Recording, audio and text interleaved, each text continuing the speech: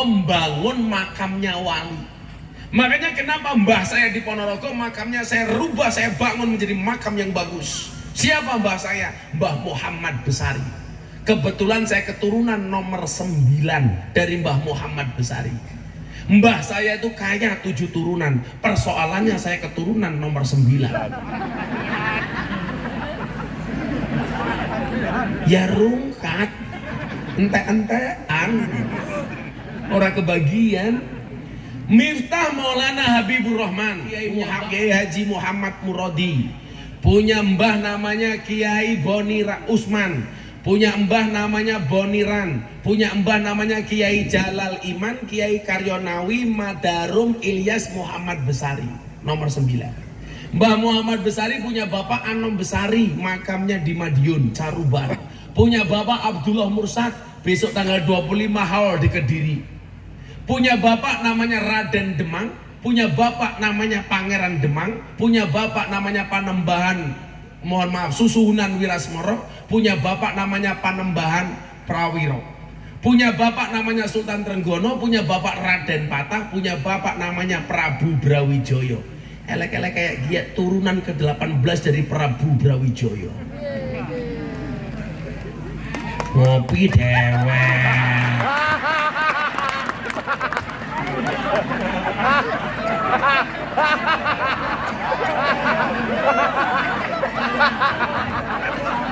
Nyolong-nyolong konangan.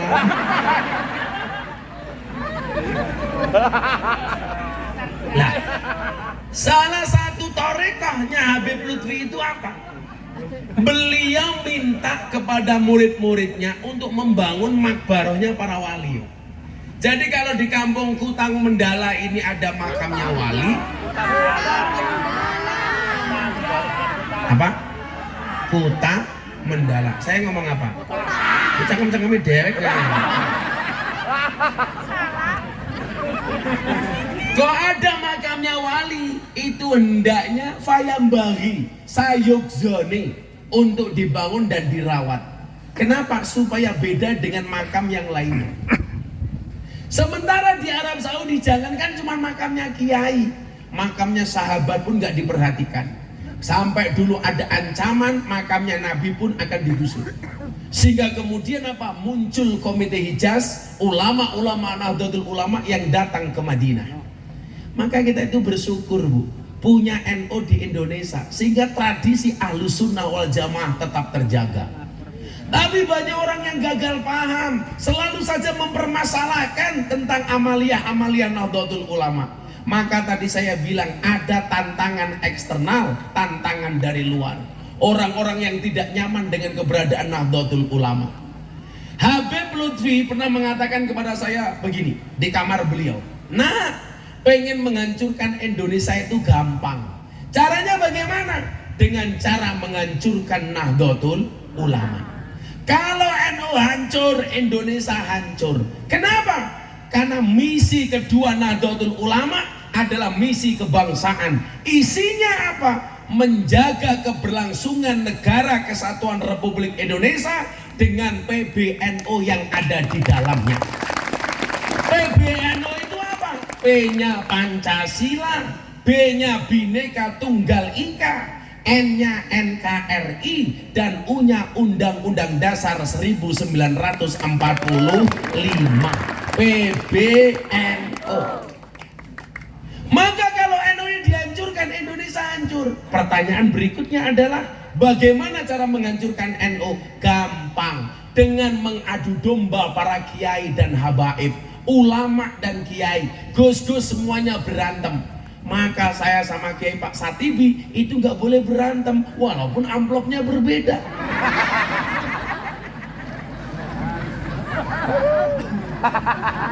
Anjok maneng. Pak Kiai langsung jawab, inyong bae sambatan.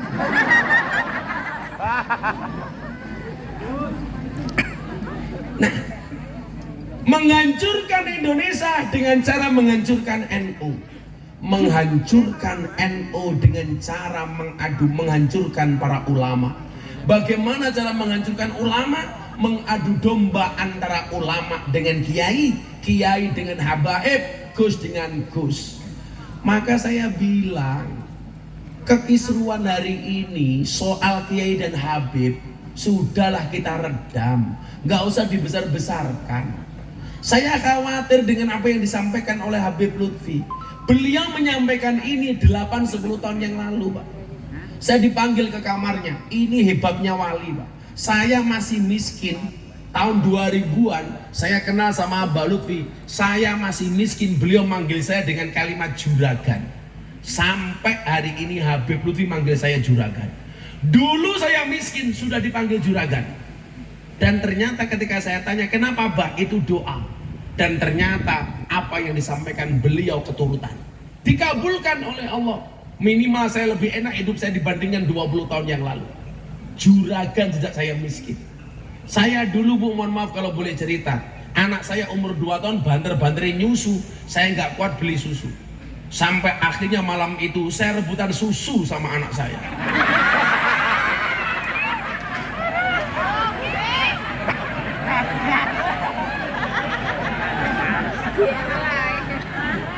Ada yang salah? Enggak. Cowok itu kan seperti soda. Kalau ketemu susu pasti gembira. Iya, kayak gini.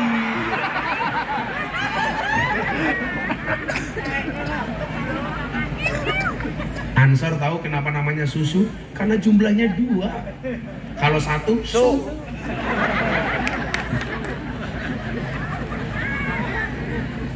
Banser krungu susu guyu ba.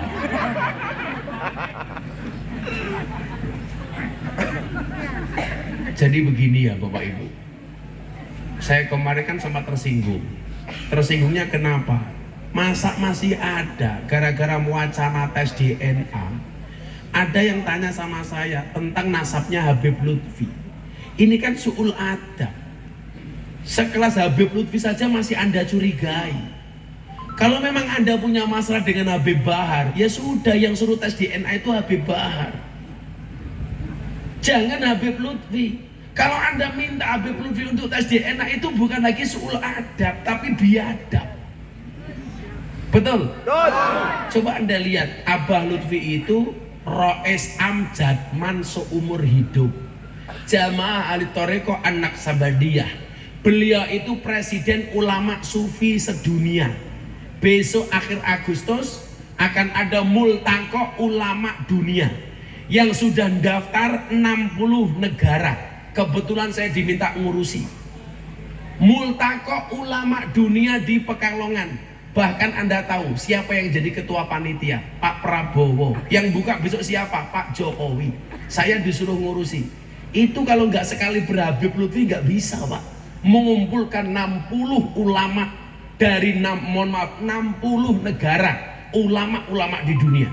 Habib Lutfi tercatat sebagai apa? 30 orang yang paling berpengaruh di dunia. Di Kuta Mendala, Pak Satibi nomor 2. Nomor 1 siapa? Ya aku.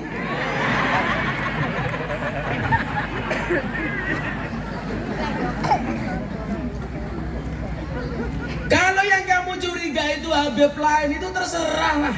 Saya gak ada urusan. Kalau saya ditanya, Gus, apakah duriannya Kanjeng Nabi itu masih ada? Saya meyakini masih. Karena Imam Al-Ghazali dalam kitab Muhtaj beliau mengatakan syarafun nasabi min salasi jihatin. Kemuliaan nasab bisa dilihat dari 3 sudut.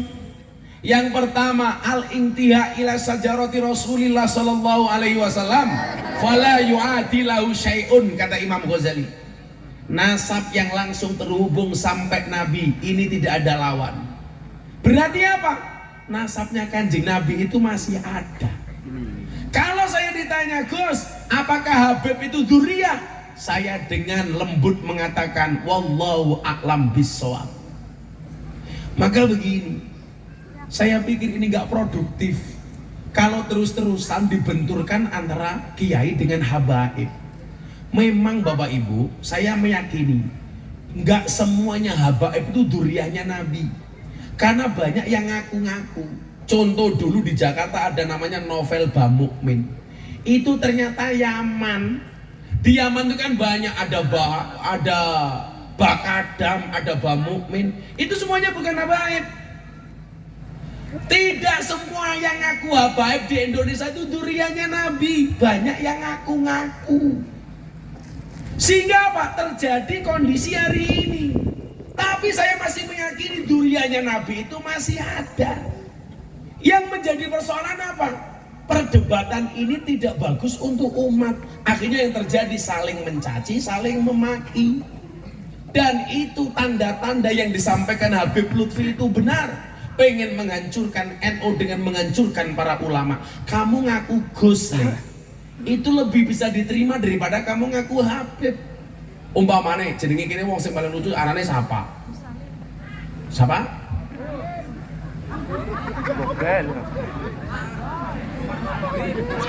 Umar Labib. Umpamane Umar Labib dia ngaku Gus. Namanya Gus Bib. Apa Gus Lab? Lab mejo. Itu mohon maaf, nggak ada konsekuensi. Kowe ngaku Gus yo karepmu. Tapi kalau Anda ngaku Habib, ngaku Duriyah, ini masalah. Betul Bu?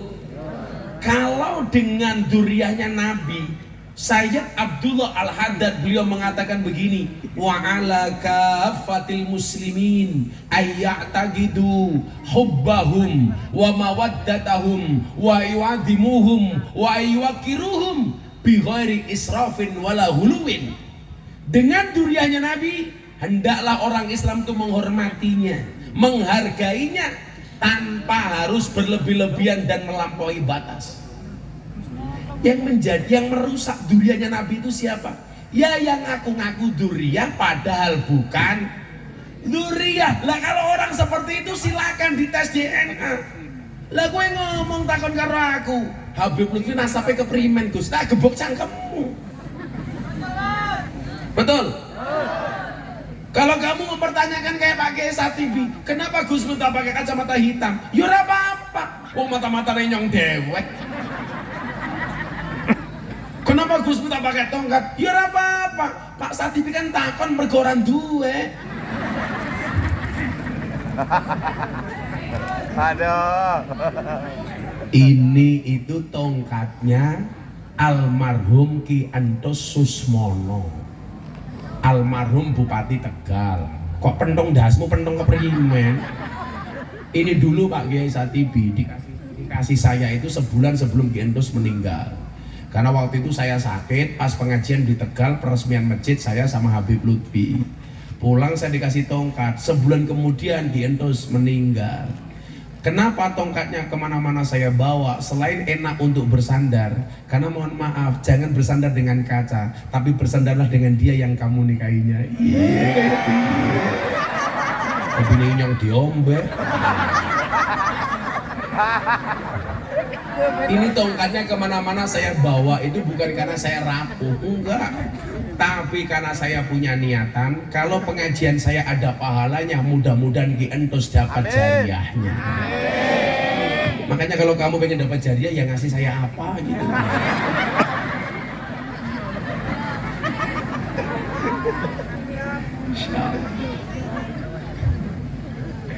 Kopinya senteng.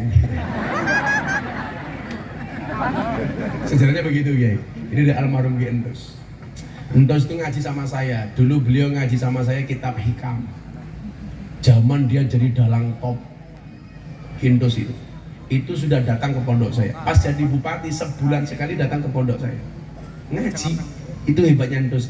Maka anak-anak Banser, Entus kan Sari Kocap Tegal tuh. Orang sekelas dia jadi bupati dalang terkenal. Itu kalau ngundang Entus wayangan bisa 200 juta.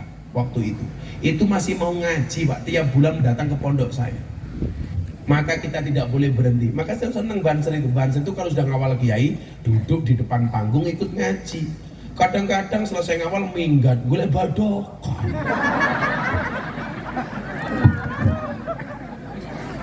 Tapi bagaimanapun Banser sama Pak Polisi itu hebat Banser. Buktinya apa? Pak Polisi ada gaji, Banser nggak ada gaji. Yang kedua, banyak polisi SK-nya masuk bank untuk hutang. Banser SK-nya nggak ada yang masuk bank untuk hutang. Bukan, jangan tepuk tangan. Banjar nggak ada yang memasukkan SK-nya ke bank untuk hutang, bukan karena nggak mau hutang, karena SK-nya nggak laku. Aduh.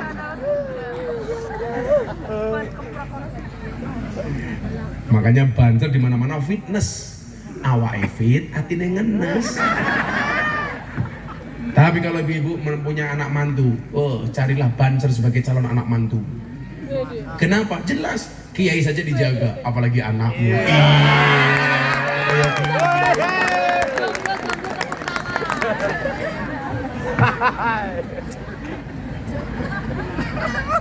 Ya, selawatan dulu ya. Ya, di